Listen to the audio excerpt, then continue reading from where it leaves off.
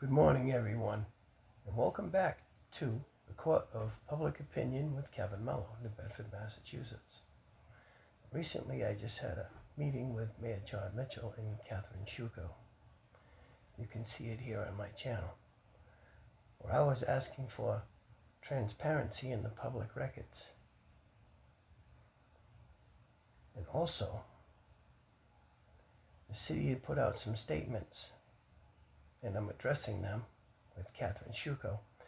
I'd like to show you a piece of that puzzle tonight. Okay, let's get over to the documents here. City Solicitor's Office. Right here. This is my preliminary injunction. They were subpoenaed. New Bedford Housing Court denied my application for a preliminary injunction, temporary restraining order, and found that the owner of 236 Hemlock Street had acted diligently. I do have the transcript to the preliminary injunction hearing. The court addressed a narrow question. It's whether the landlord had responded to the most recent Board of Health reports. And the judge had found that retaining professional pest control and scheduling follow-up treatment was sufficient to deny emergency relief at the time. The court did not address or decide the longer history of the infestation, the adequacy of earlier inspections. Now on September 10th, Joseph Cavallo opened up the case and handed it off to Pamela Borges. Pamela Borges was directed to come to the property at 236 Hemlock Street. Let me show you something. Okay, let me just run right back over here to the documents. Okay, this is 9/18/2025, 8:39 a.m. Pamela Borges went into the government system. What she's done here, she's changed the description of the complaint. The complaint originally had rats in the backyard. Well, she changed it to dog feces in the backyard and on the lawn furniture. Did she remove the word rat? She changed the location, cited 232 Hemlock Street.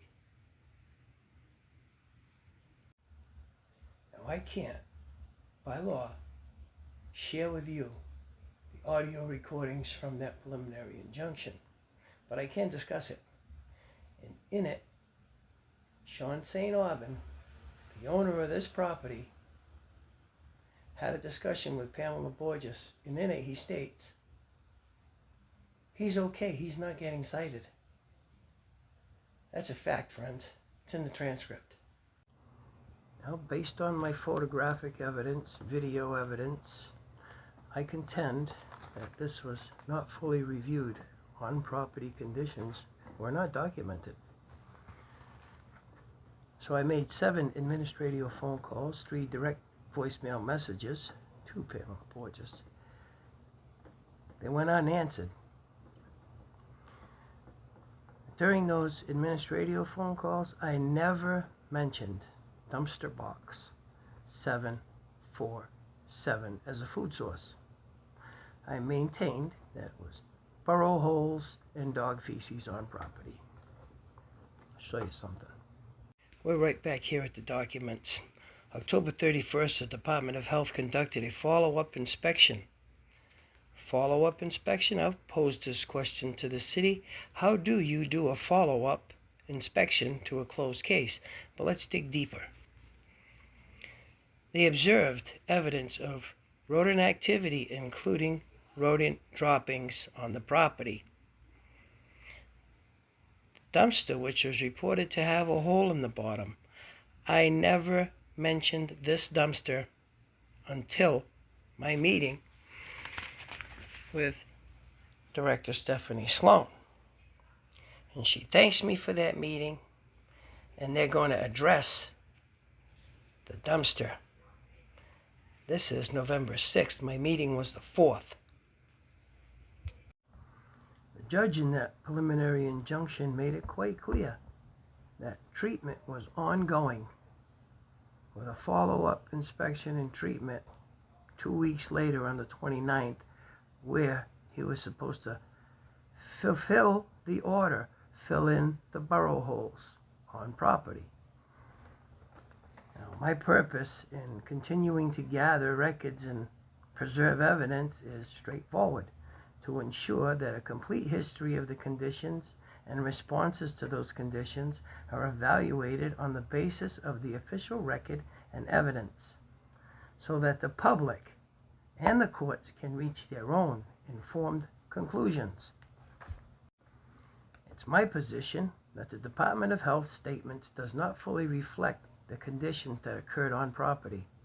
The inspection history shows unsolved conditions that contributed to rodent activity, including a failure to identify the food source attracting the rats. Rats just don't appear without a cause. A proper inspection should have identified contributing conditions, including food sources, waste conditions, structural access points.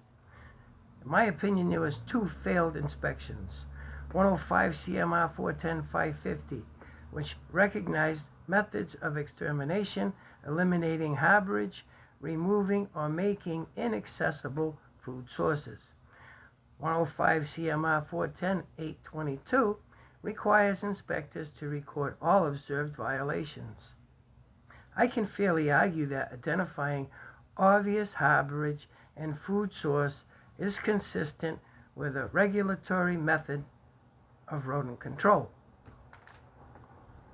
So the unresolved conditions at the property ultimately required court intervention to compel corrective action.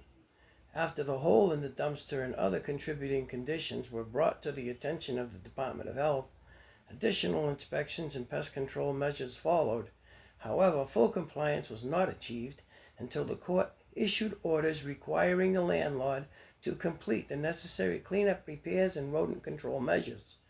The sequence demonstrates that both administrative enforcement and judicial action were necessary to obtain compliance and abate the conditions contributing to the infestation.